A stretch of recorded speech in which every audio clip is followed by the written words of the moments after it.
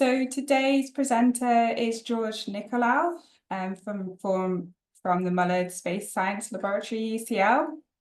So George is a lecturer at MSSL UCL since 2021. He's also worked as a research scientist at the Southwest Research Institute and worked as a postdoc at the Swedish Institute of Space Physics, IRF, in Kiruna, and MSSL UCL.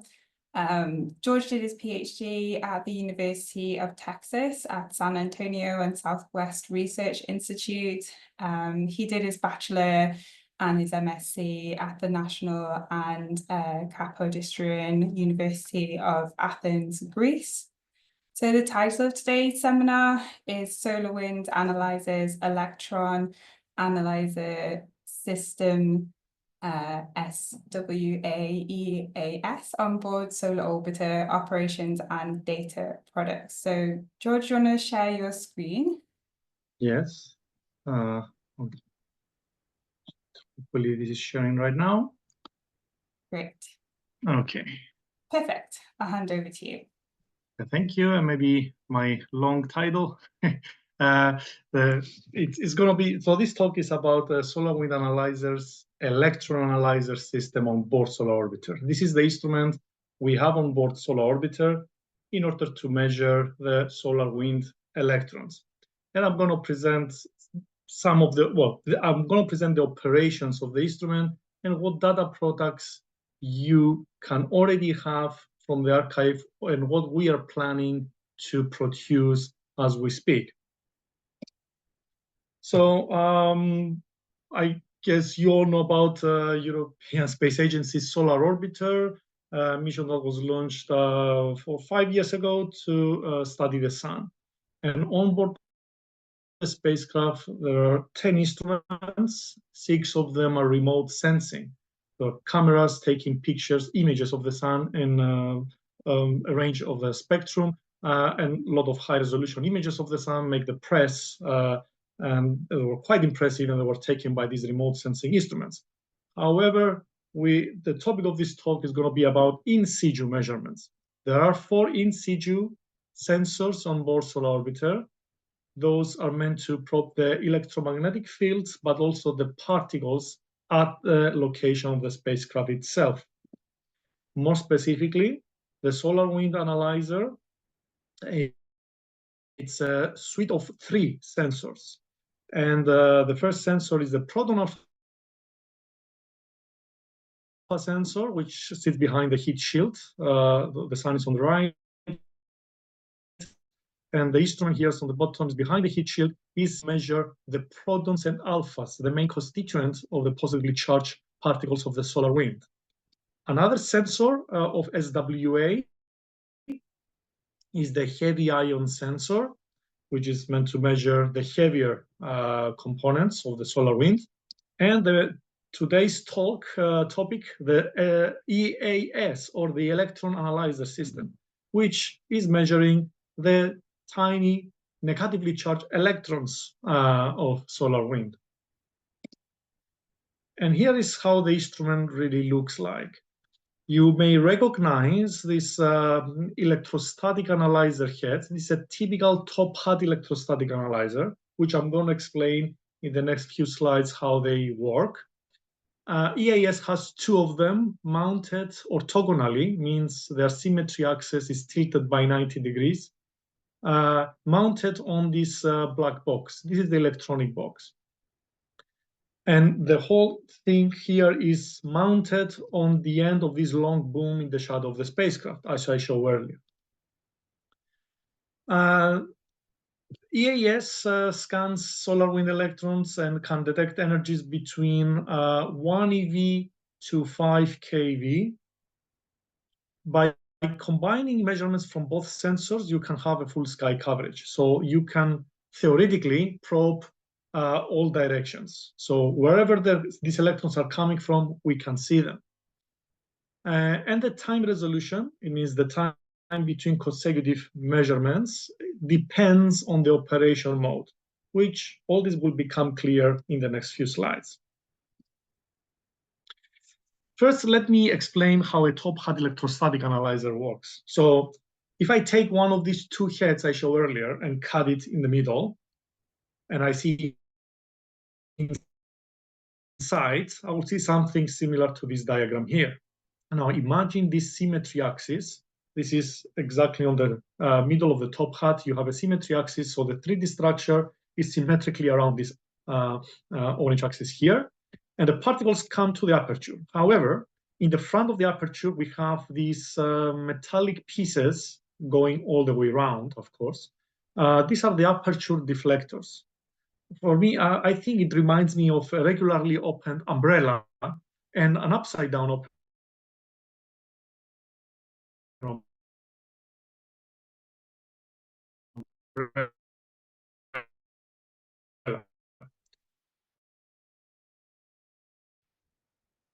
And we can put a voltage difference, electrons of respect to come through, right? So as these particles go through, then we'll have another voltage difference to anticipate. This is the voltage difference between the inner hemispherical dome and the outer hemispherical dome.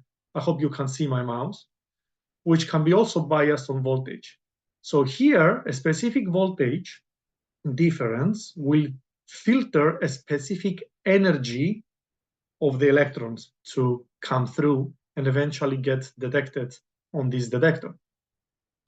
Now, again, remind the symmetry axis. So this detector is actually a ring going all the way around in the circle. And it's a position-sensitive detector. It's a microchannel plate in our case. So by reading the position of the detected particles, actually can resolve the azimuth direction that the particles have in the ambient space. For example, if electron comes from the right to the left, it will be detected on this side. So long story short, if I make a summary, by scanning through different voltages in the aperture deflectors and the electrostatic analyzer, and by reading the position of the particles down here, I can eventually sort my detected particles according to their velocity vector. I have two angles of a direction, elevation and azimuth, and energy. So I have the velocity vector. So with that, you can suspect that I can construct the three-dimensional velocity distribution functions of the particles, which is a golden measurement in space, as we know, because it can reveal too much information about the kinetic states of the plasma.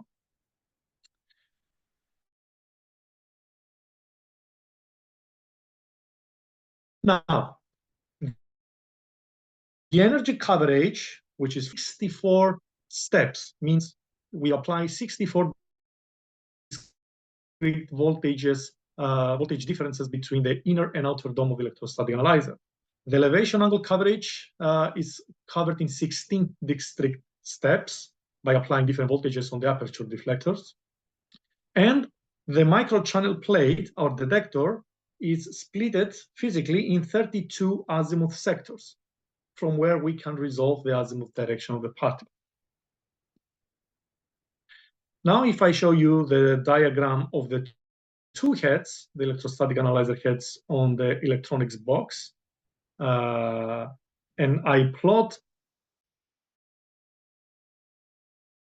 their elevational field of view, we get particles coming from every direction, either from one instrument or the other, or both. I mean, from one head or the other head, or both. So there are directions, for example, let's say the one that comes directly on the top of EAS2, the one on the left, then if comes directly on the perpendicular to the top hat plane, it will not be seen by EAS2, but it will be seen by EAS1. On the other hand, there are many directions that they can be resolved by both heads, and that's very important because we need those common look directions when we cross-calibrate the two heads. So we know that the detectors, for example, are aging in space, and they are not aging the same way in space. So we need to really keep an eye on the response of these two instruments, of these two heads, I mean, and cross-calibrate their response quite frequently. And these common look directions are really important for this, as you will see also later. Let me talk a bit about the operation modes that this instrument has and what data you should expect from each mode. The first is the normal mode, where we perform full scans in energy and elevation. So we go through different voltages in the aperture deflectors and electrostatic analyzer, and at the end we can sort the detected particles in discrete elevations, energies, and azimuth. And that's the full 3D product. Most of the time EAS operates in normal mode, and in order to perform one full 3D scan, the instrument takes roughly 1 second. However, keep in mind that the data obtained during these scans are saved on board temporarily, but due to telemetry limitations, we don't download everything to the ground systematically. Actually, normal mode, we download every 10th distribution to the ground, or every 100th distribution to the ground, depending on the telemetry requirements. So that's the normal mode, and that means that you have one full 3D scan in every 10 seconds or every 100 seconds. And that's the time resolution here that of this mode. And if I go to the archive, we have this data available. The raw counts, for example, are the level 1 in the archive, and you have one file for EAS1 and one file for EAS2, right? Each head does its own scan and sorts the data. We sort the data in different files for each. When you get the raw counts, you will see that are structured in, sorry, I will go back one slide. You'll see that there will be structure for each time instance. You will have number of counts in 16 elevation beams, 64 energy beams, and 32 azimuth beams. So I can manipulate the data and make some plots here to show you. For example, on the top, we have the counts, number of counts obtained by EAS1 head as a function of the sampled energies and time. With the number of counts is color-coded. To do this plot, I average all sample directions, elevation and azimuths are averaged together. On top for EAS1, for bottom EAS2. And you see that in the middle of the interval, you can see that there is a discontinuity in the number of counts. Suddenly you get much more counts. And if you look closer to the other instrument parameters, you will understand that this is related to a passage of a shock, an interplanetary shock.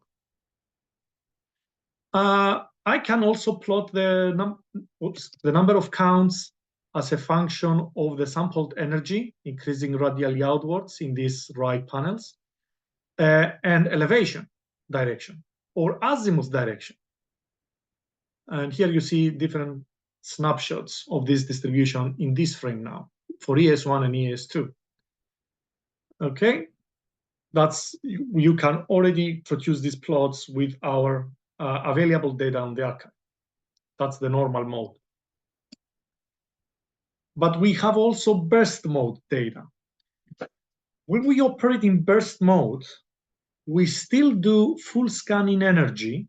So we go through the voltage scans of the electrostatic analyzers to resolve different energies, 64 energies. But we don't scan 16 elevations like in the normal mode. We scan only 2 selected elevation directions. So what happens here, the magnetometer on board reads the magnetic field direction instantaneously and sends this information to the processing unit on board the spacecraft. And EAS reads this information, and a clever algorithm decides which of the 2 EAS heads can see the direction parallel and anti-parallel to the magnetic field. And that EAS head will then switch, set a voltage to the aperture deflectors such as it can see these parallel directions and the anti-parallel directions of the magnetic field. And assuming gyrotropy, when you have just these two elevations probed, but all azimuths and energies, you can construct the gyrotropic two-dimensional energy pitch angle distribution, which is still very useful for science studies. The fact that we don't scan all elevations in this mode, but only two, so we went from 16 to 2, it means we're 8 times faster. And because we don't run this mode for a long time, only for 10 minutes, let's say, every time, we can downlink every distribution obtained to the ground. So we achieved a resolution of 1/8 of a second, or 0.125 seconds. Here I just have the schematic from the instrument by Chris Owen 2021, where it shows that when you select the right EAS head and switch your deflectors to probe the elevations that sampling the parallel and the antiparallel direction of the magnetic field, and based on the gyrotropic distribution assumption, you can eventually sample many pitch angle beams, which you can construct the pitch angle distribution of the population, which is, as I said before, quite useful to probe, to do some science, as I will show example later on. Okay, and finally, the trigger mode. Trigger mode is exactly the same as the normal mode. It's a full scanning elevations and energies. Again, 16 elevations and 64 energies. The 32 azimuth beams are resolved instantaneously by the detector. Both heads operating, but now the difference is that we downlinked all distributions obtained to the ground. Trigger modes last only for 5 minutes intervals and are those intervals that were actually saved on board. And if something specific happens, they get a command on board to downlink everything to the ground instead of every 10th or every 100th distribution that we do for normal mode. And how is that decided? Well, it's a synergy between the radio plasma wave instrument on board. If that instrument detects something like a discontinuity passing the spacecraft, it gives a command to downlink everything obtained by EAS to the ground. So we have 3D products in 1 second resolution, but only for 5 minutes windows. So the algorithm that gives this trigger command was designed initially to capture discontinuities, actually shocks specifically, but it captured many other discontinuities as well. And quite recently, I don't remember exactly when, we decided to run this mode manually a few times a day. So there are few intervals already, I would say not, well, quite many intervals already of these high resolution 3D products that are probing just quiet solar wind also, which I think that could also interest some of people in the community. Now let me, these are the 3 operation modes, and now let me talk a little bit about the current efforts we're doing to produce higher level products. And I'm going to start with a famous, well, quite popular product, the pitch angle distributions that we can produce from our normal mode data. Well, we can produce with all the modes we have, but we are currently focusing on the normal mode, and the same algorithms will be adapted to be used for the other modes as well. So in solar wind, you expect that the higher energy electrons, let's say around 100 EVs and higher, will form beams that are field aligned. So they travel along the magnetic field direction, either parallel or antiparallel. And by constructing the pitch angle distributions of these higher energy electrons, you can get very useful information about, you can probe the connectivity of different structures that are passing your spacecraft. And here, for example, at panel 1, you see a diagram of a simplistic crossing between magnetic field lines, open field lines with different polarity. Let's say these are representing a heliospheric current sheet. And if you read the magnetometer for this crossing going from 1 to 4 in this diagram, you will see the magnetic field polarity, of course, changing. But because you have these field-aligned electron beams that they're going from the sun outwards, you can also see, if you construct the pitch angle distribution of these particles, you will see that in this case, the peak of the pitch angle distribution will shift from 180 degrees to 0 degrees, because you go from anti-parallel to the field beams to parallel to the field beams. If you have a closed loop passing your spacecraft, you will expect to see a bidirectional beam. So pitch angle peak at 0 and 180 degrees. If you have a switchback, it's also important to don't just look the magnetic field, but also get the information from the pitch angle distributions of these higher energy electrons. And we have supported studies already with our pitch angle distributions.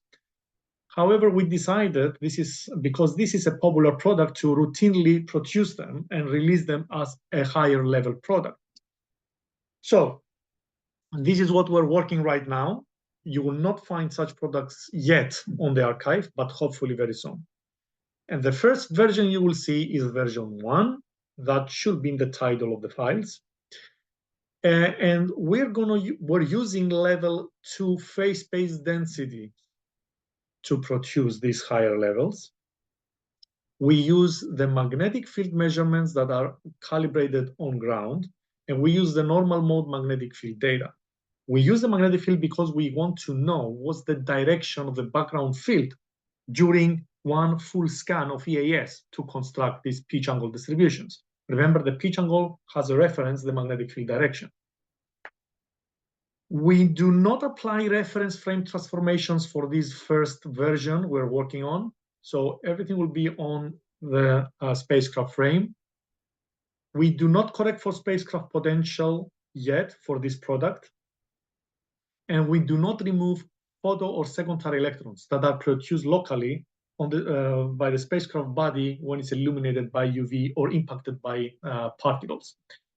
So we expect that these last 2 points will affect the lower energy part of the pitch angle and energy distribution. So I will advise against doing quantitative studies using the lower energy part of these distributions that we're going to release. And this will be explained in a document that is going to be released as well. Some corrections we do. We try to account for the difference response between EAS1 and EAS2. As I said before, if we see the common look directions from both EAS heads, we will see that they do not see the same, they see the same thing, but the response is different. So the number of counts, for example, you get are higher in one instrument versus the other. So what we try to do is to cross-calibrate the two by shifting the EAS measurements by a constant factor to match EAS1. And this factor is calculated for each day from the beginning of the mission up to now. And these factors will be provided also in the appendix of a document that is going to be released with the data. Keep in mind that the current level 2 data, the phase space densities and the energy fluxes we released already in the archive, do not account for these differences in the response between EAS1 and EAS2. However, to do the full energy pitch angle distributions, we have to combine measurements together from both instruments. So this correction is quite crucial, and we do it.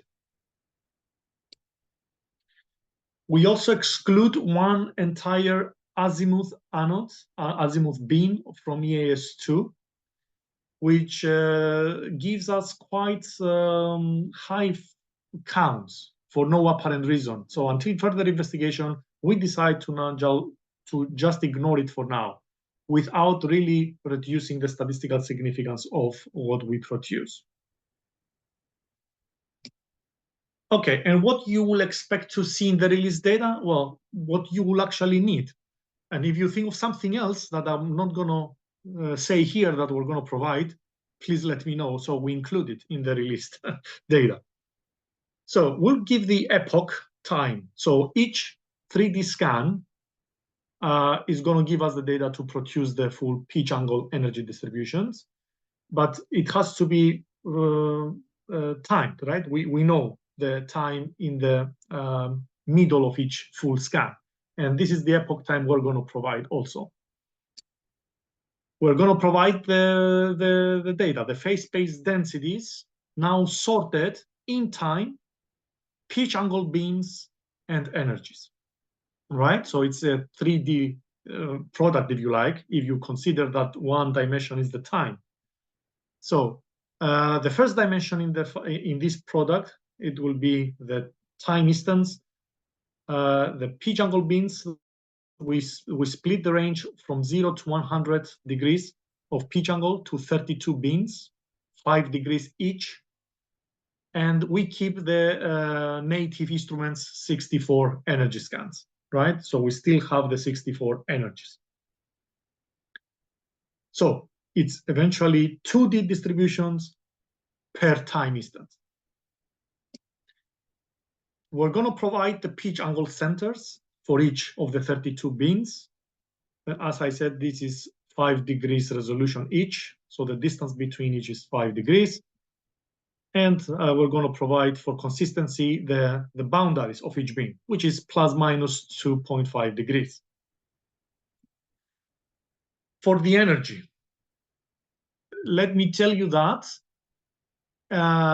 for some time before last year, well, at some point, from the beginning of the mission up to some point last year, the energy sampled by each head were not exactly the same. So the energy sampled by EAS1 were slightly higher, I think, than the energy sampled by EAS2. So for this time, for these times, we provide the geometrical average of both. So we take the square root of the product of energy sampled by EAS1 and energy sampled by EAS2.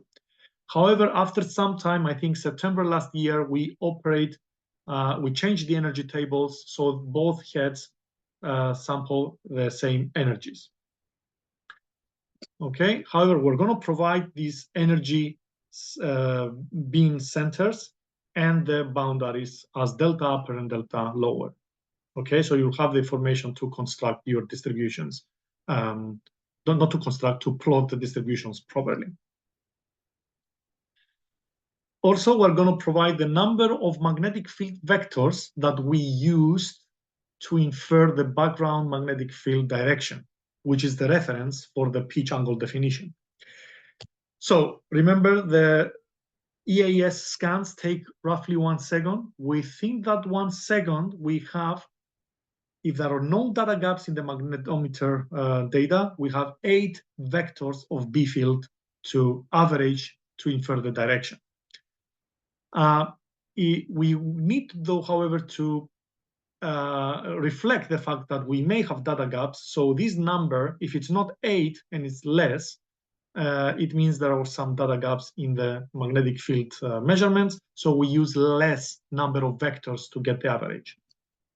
And importantly, we provide a flag that indicates the variation of the magnetic field direction within that 1 second, for which we produce the distributions. We don't provide the actual deviation of the magnetic field vectors because that's not our product, but we set specific thresholds to flag this variation. So you will see something like 0, meaning quite stable magnetic field direction within the 1 second. And as these flags increase, as the flag number increases, it means the variation of the B field increases. And here on the right, you see a plot of the B field components were taken from the magnetometer, and the blue dots are the averages within the 1 second intervals that EAS needs to do one full scan. These 1 second intervals are marked with the gray ribbons. The blue dots, the average of the components that we use to take the direction of the background field. And below you see the deviation, well, the variability of the magnetic field direction, and the red, the number of the flag we assign to these intervals. I hope that's quite explanatory already. So when we release the data, everyone will be able to take it from the archive and do some cool plots like I show here. The top panel is just the solar wind speed that is taken from the proton alpha sensor moments. Below, I provide the density of electrons and protons, black for protons and blue for electrons. And below, the temperature of protons and electrons. Let me tell you that the proton parameters are available in the archive. This is the products by the particle alpha sensor. And the blue ones are moments that I derive, and I'm going to explain later on how I do that. However, my point for the pitch angles here is the bottom panel, which shows the pitch angle distribution over time for the higher energy electrons, where you expect them to be field aligned. And on the right, you see this semicircle, which is pretty much the full energy or speed, increasing radially outwards, versus pitch angle on this along the circle degrees. And you see that in this fast regime, you see this stretched feature in the pitch angle energy distribution. At the same time, you see that the higher energy electrons indeed are quite field aligned in the parallel direction at pitch angle 0. And at some point, this pitch angle peak of the higher electrons, of higher energy electrons, is switching to 180. And of course, at the same time, you see the beam clearly evident in the higher energy part of the full energy pitch angle distribution. You can see also times in the slower solar wind, for example, that the whole distribution is more isotropic with not really apparent stretches, these beams. And I'm going to show a few examples also later with this product. But I think that's quite interesting stuff that you can already infer between are currently under study by Rafaela and hopefully will be submitted soon. Another study we supported, this is a statistical study of these pitch angle distributions of higher energy electrons only, conducted by Chris Owen, the PI of the Solar Wind Analyzer, and published 3 years ago in Universe Journal. So Chris uses data of roughly 3 months, spanning from 1st of January 22 to 12th of March the same year. And during this interval, the spacecraft scans regions between 0.43 AU to 1 AU. And Chris studies only these higher energy electron pitch angle distributions and classifies them to 4 main categories. The first category is the apparent unidirectional stroll. Stroll stands for the beam. So here you see a peak of the pitch angle, the phase space density at pitch angle near 0. This is a clear signature of a field-aligned beam in the solar wind electron distribution. The second category is the bidirectional stroll. It means you have one beam in the field-aligned parallel to the magnetic field and one beam anti-parallel to the magnetic field. There is a third category that shows also the deficit, this decrement in the pitch angle, in the phase space density at pitch angle corresponding to the anti-sunward direction. And you have the quasi-isotropic distribution where you don't see an apparent enhancement of your flux or the phase space density either in 0 or 180 degrees. And I'm not going to go into many details of the paper. I provide you the reference and the main conclusion here that Chris was able to find significant population of anti-sunward beams. There are slightly more prevalent beams at high speeds. there is no significant evolution of the beams with distance, which suggests some balance between the mechanisms that create focusing of the beams or scattering of these beams. The beams seem to broaden on average with increasing magnetic field or narrow with increasing solar wind speed. And this is what is reflected in this top panel here. The red points correspond to the category that has a clear beam, and Chris quantified, kind of measure the width of these beams, how broad or narrow they are. And you see that it seems that you have more narrow beams with increasing speed. And I think that was reflected also in the semicircle plot I show you also, where you have faster wind, you have more prolonged, more pronounced beams in the distribution, so more stretched features in the higher energies. And there are also a small population of deficits, meaning decrements of your phase space density in the in the sunward moving direction of electrons. And those deficits have seen also in previous missions, and they're quite important to give information about the acceleration of the solar wind in the first place. Another study that was recently submitted was led by Etienne Berriot in 2025, where our pitch angle distributions of higher electrons, these beam electrons, were crucial to identify the crossing of a heliospheric current sheet from solar orbiter, but also equivalent data did the same job for Parker's Solar Probe, a NASA spacecraft that is sampling regions quite closer to the sun. So you see that the same structure was seen by Parker's Solar Probe at 0.075 AU and by Solar Orbiter at 0.9 AU. And this is a typical flip of the pitch angle peak from 0 to 80 or from 180 to 0, identifying a heliospheric current sheet. And both spacecraft saw that, and Etienne compared the different plasma parameters in these two locations, and he could infer, for example, that the structure seemed to have been compressed as it propagates outwards, and some other interesting features of this structure as it evolves.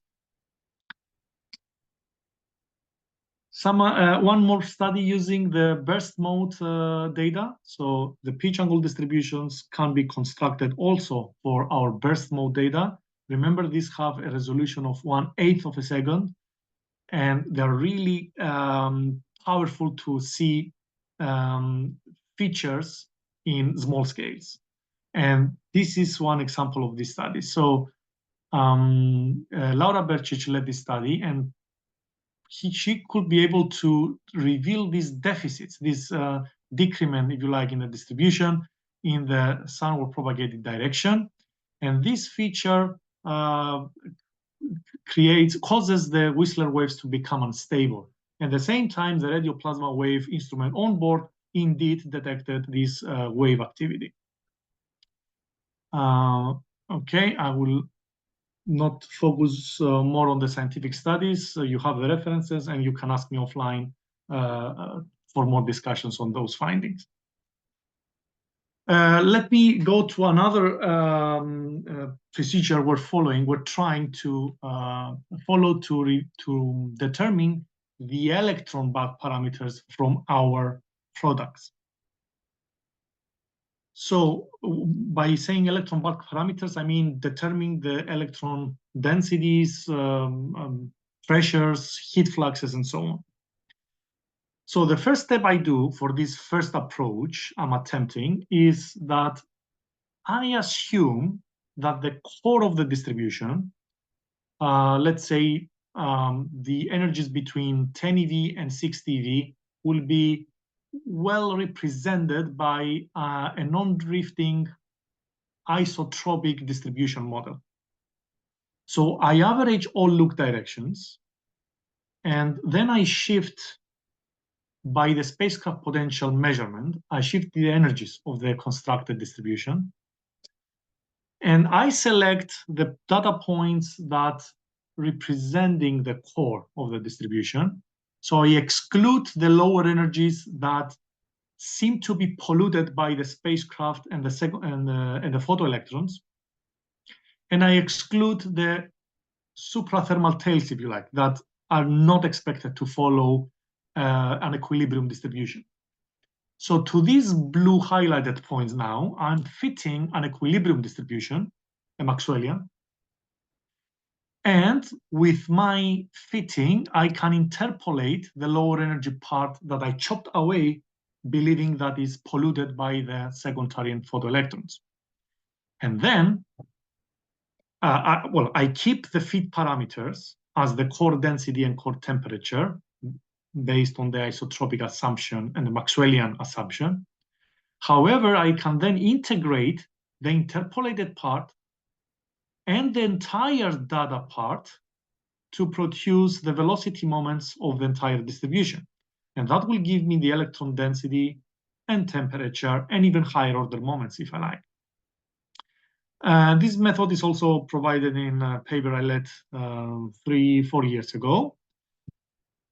And you can see here a comparison between the densities determined from the method I just described, from EAS measurements, and with the density determined from the quasi-thermal noise from the radio plasma wave instrument on board. So two independent methods to produce the electron density. And you see that the variability is captured very well by both. However, I'm not hiding you something. I'm scaling my densities with one factor for the entire interval to match the RPW determined densities. So it is expected that these two values have to be cross-calibrated because we know our detectors are aging, and every now and then we have to consider the cross-calibrating the response. So with one common factor, so for one factor for the entire interval, I'm happy to say that, yes, I capture the same variability that the RPW captures. That's good news. And of course, my integration, the second order moment, for example, can give me the thermal speed. And I can continue with higher order moments to get heat flux and so on. And a second approach to determine bulk parameters will be to integrate the two-dimensional gyrotropic energy pitch angle distributions that I showed earlier. So the benefit of that is that now this distribution in the semicircle is fixed to a B field frame, right? The B field is along the 0 degrees. So now I can take the moments of this distribution that assumes gyrotropy and still get the densities on the top panel, but now I can get the temperature, the second order moment, in the parallel to the magnetic field direction and the perpendicular to the magnetic field direction. So I can get the electron plasma anisotropy, which is useful for people studying instabilities, turbulence, wave activity, and so on. And not only, for thermodynamics in general as well. And you can also, again, get higher order moments like fluxes in this frame now. And I think one good example is this here, where you see that indeed the parallel temperature, so the temperature, the second order moment along the B field, is quite fluctuating here. It's quite variable.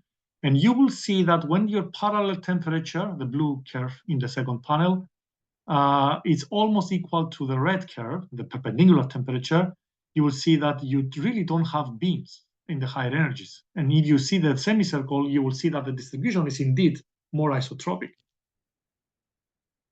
I think that convinces you. And when you have really stretched beams, this is reflected again in the parallel temperature. So I think that's quite cool, and this will be a useful data set to be released as well. We have provided electron moments for a few studies already, and one here is by my friend Domenico Trotta, who studied the shocklets. So this is steepening these structures in the upstream of interplanetary shocks that are quite rare observations in the interplanetary space. So these deepenings of the B fields, which can be detected by the slight increments of the B field in the upstream region, but at the same time, our moments, here you see the electron density also showing some enhancements simultaneously to the steepening of the fields here. And let me highlight a few of other efforts led by a postdoc and a student we have here. So Zhang Yu is a PhD student who actually made these plots where he tries to identify in the measurements, in our measurements, the three distinct populations that we traditionally separate the solar wind electron distributions. So solar wind electron distributions traditionally come with a more isotropic core in the lower energies, a suprathermal population in the purple region here, and the field-aligned beams, which I mentioned already a lot of times in this talk. So Zhang Yu is trying to apply models and fit these observations with these three distinct populations, so he can provide the bulk properties of each population separately. And if I can take 2 more minutes to say our efforts to merge, to combine measurements from EAS1 and the energetic particle detector we have on board. So there is a particle on board that also measures the higher energy electrons and ions. But here we care about electrons because we want to merge them with our electron measurements. So if I isolate the common look directions of EAS and that particle, energetic particle detector, I end up with few beams of elevations and azimuths that overlap with the field of view of that instrument. And then if I make the energy spectrum over time for both instruments, you will see that EAS on the bottom is not very sensitive in the higher energies.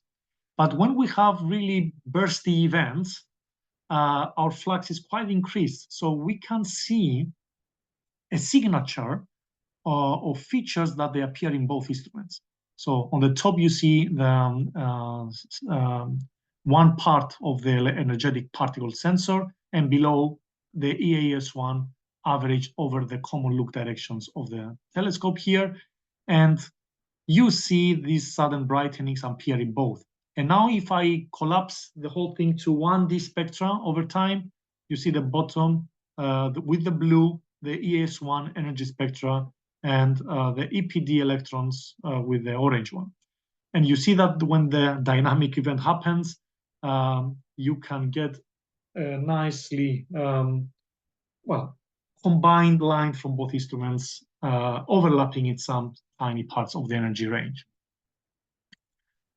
And I think I'll stop here. I know it was quite technical talk about the instrument, but I hope some of you at least will get some interest now to see what data we can provide and how we can support your studies.